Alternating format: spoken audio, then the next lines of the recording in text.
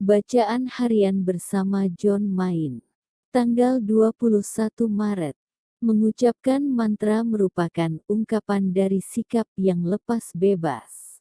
Setiap kali kita mengucapkan mantra, kita menyangkal diri, kita meninggalkan segala pikiran kita, segala kekhawatiran kita, segala harapan kita, segala ketakutan kita. Dengan hilangnya segala kelekatan pada harta milik kita, maka egoisme kita juga menghilang. Dengan mengucapkan mantra kita menjadi, seperti yang dikatakan dalam Zen, mata dapat melihat tetapi tidak dapat melihat mata itu sendiri. Orang yang bermeditasi adalah orang yang melihat lurus ke depan.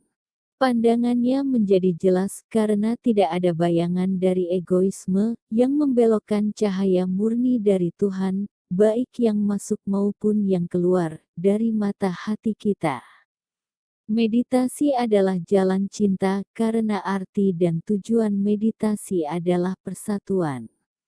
Namun kita tidak dapat menemukan bahasa yang tepat untuk berbicara tentang meditasi. Itulah sebabnya dalam kosakata Buddhis atau pengajaran Yesus misalnya, tampak seolah-olah bertentangan di dalam pikiran kita karena hanya dapat mengungkapkan setengahnya dari pengalaman duniawi kita. Karena barang siapa mau menyelamatkan nyawanya ia akan kehilangan nyawanya, tetapi barang siapa kehilangan nyawanya karena aku ia akan memperolehnya. Matius 16 ayat 25.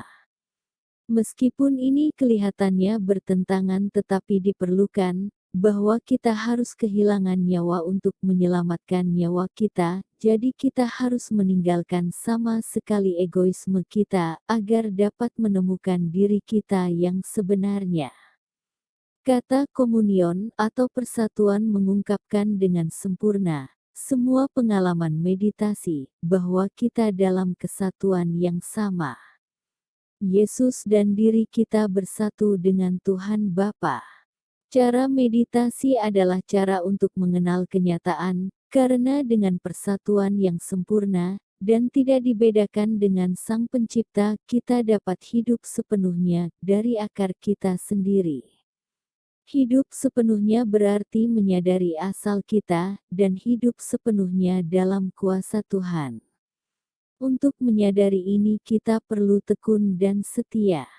Kita perlu teguh seperti baja, yang memampukan kita untuk kembali setiap hari untuk bermeditasi, tidak peduli ada tidaknya kemajuan, atau pencerahan atau keberhasilan, namun dengan kesetiaan dan kerendahan hati, kembali ke meditasi kita. Dalam meditasi, sebagai orang Kristiani, hati kita diarahkan pada kasih Tuhan. Setiap orang menemukan dan kemudian mengingat mengetahuinya dengan sangat jelas dan pasti, bahwa kita dapat mencintai dan dicintai, secara tak terbatas. Kita tahu itu, bukan hanya berdasarkan akal budi saja, tetapi melalui pengetahuan yang didasarkan pada pengalaman kita, di dalam hati kita sendiri. Itu merupakan pengetahuan yang paling penting bagi kita semua, dan itulah sebabnya mengapa meditasi begitu penting.